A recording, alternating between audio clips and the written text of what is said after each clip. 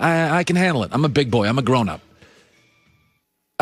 Don't give me fluff. I'm not looking for whipped cream. Give me the cake. Give me the pie. Let's go. I can take bad news. Pittsburgh Steelers fans, you need to grow up. This is not a Super Bowl team. There it is. Go cry in your terrible towels. This is not a Super Bowl team. You're not. You're 11-0, and it feels hollow. Own it.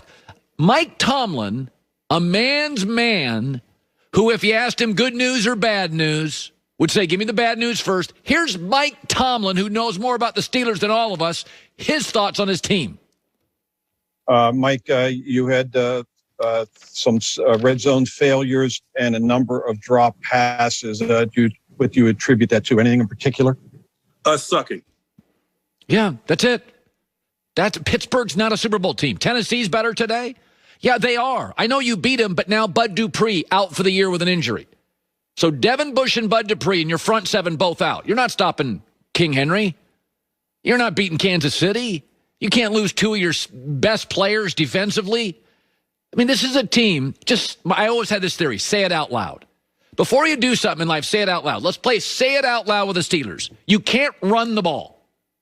How do you take the ball away from Patrick Mahomes? Run the ball. You can't. You had to throw 51 times last night to beat COVID-19 ravaged Baltimore. You can't run the ball. Oh, by the way, your two best linebackers, arguably two of your top three are out, so you're not going to stop the run as much. Baltimore, again, ran it 2 times this year against you. You've had the second easiest schedule in the NFL. You've faced 4 backup quarterbacks. Let's be honest about the Steelers. You're getting worse, and teams like Seattle are getting better. You're not a Super Bowl team this morning. I mean, good God, you had the ball for 33 minutes. You had to throw 51 times to escape a Baltimore team using a backup quarterback. And I went in this morning and I went and looked at the Steelers, who they've beaten. In week 1, they beat Daniel Jones. Well, yeah, he had a new coach who'd never been a head coach, and the Giants started 0-5. Then you beat Drew Lock. Oh, my bad. He got hurt in the game, Jeff Driscoll.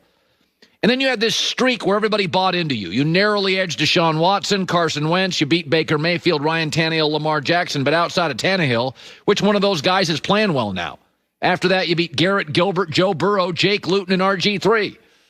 Just own it. Say it out loud. Most important part of your defense, 2 huge injuries. You won't stop the run as well. You don't run the ball, meaning you can't keep it away from Patrick Mahomes or Josh Allen.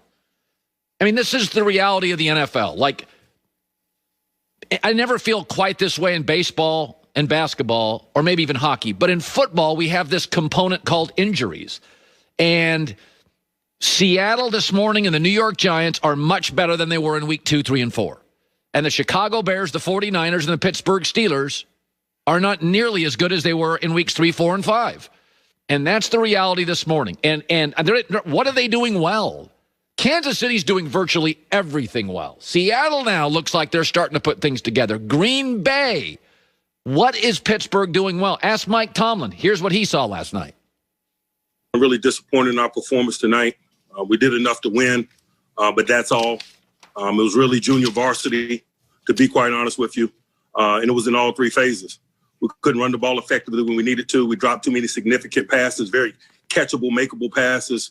We didn't make significant plays in the special teams game. Our kickoff coverage unit wasn't good enough. We turned the damn ball over.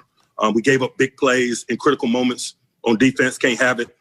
They converted a long run on a possession down before the half. Unacceptable. They had a 70-yard touchdown late in the game. Unacceptable. 6 of the 11 Pittsburgh wins are 1 possession. That is with the second easiest schedule in the league and facing 4 backups. This is, I don't care what their record is. I've never been beholden to records. They're getting dropped to about 7th in the herd hierarchy. This is not a Super Bowl team.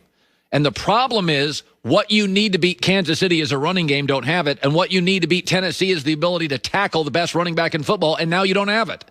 Devin Bush out earlier this year, Bud Dupree out now. Every bit of this skepticism. Felt sad. I remember what he was. He was Lamar Jackson before Lamar Jackson. That's what he could have been. He was Kyler Murray before Kyler Murray. That's what he could be. Skip, he could run. He had world-class speed. This kid was he had world-class speed. As a hurdler. As a hurdler.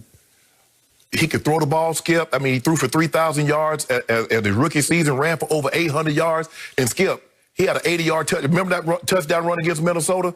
He just hit the corner and he was gone. He was gone. Yep. Outran the entire defense. And the same thing that happened to him early in his career happened yesterday. He can't stay healthy, Skip. This is only his second start since 2016. He got hurt in his rookie season. He got hurt the next season. He goes to Cleveland. In his first game, he thinks he's a fullback. He tries to run the guy out, and he blows his shoulder up. And yesterday, what did he do, Skip? Hamstring. Can't stay healthy. And what he wants to be is a pass from the pocket quarterback. But Skip, how can you be from a pass from the pocket quarterback when that's not what your offense is? So he would literally need to spend 3 hours a day just doing dropbacks in a conventional set. Well, that's not your offense.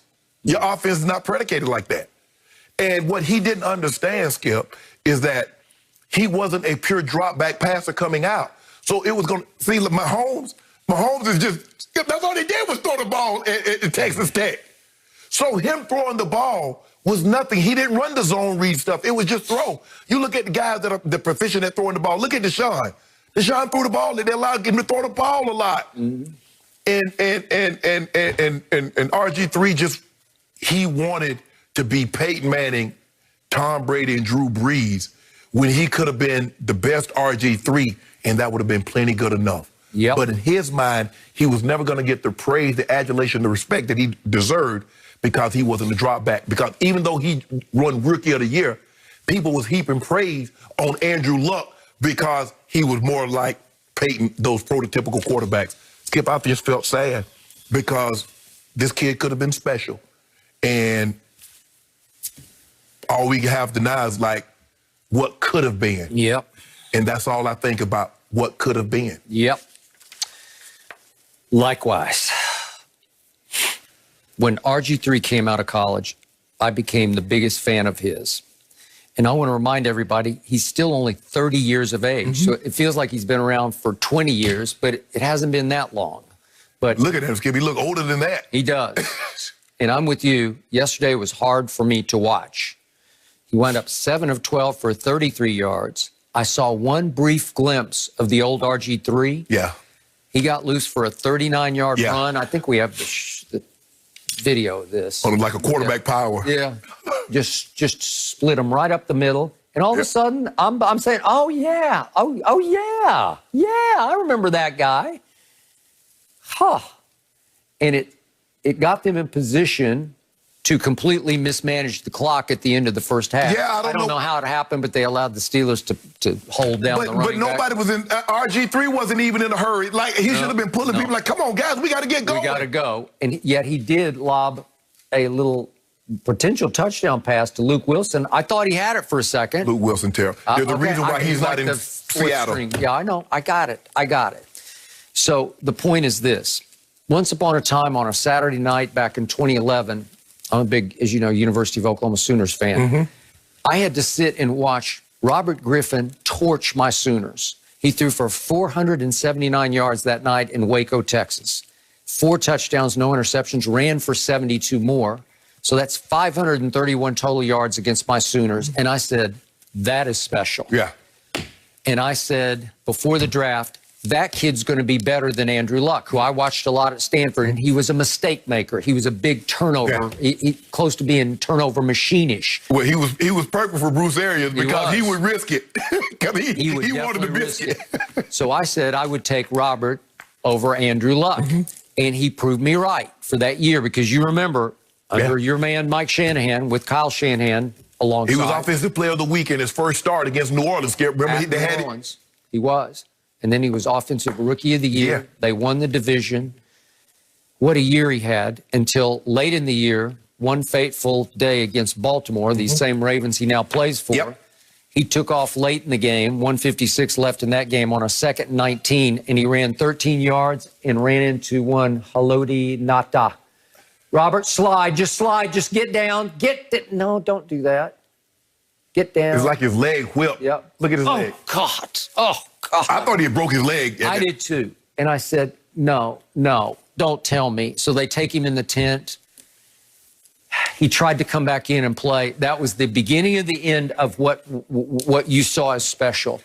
Because he should have just probably called it a year at that point. Well, Skip, what they wanted to do, they wanted him to take time off. But if you remember, they played Cleveland the next week. Yep. First Cousins came in and did an unbelievable job. He was good. And Robert says, I'm starting, and the owner told Mike that he was going to start Robert. Yep. That was not the original plan. The original plan was to have him take 3-4 weeks off. So he started the last game against Philly, okay, which led to the home playoff game against Seattle. Right. And it led to a 14-0 RG3 lead. And then you know the rest of the story. It was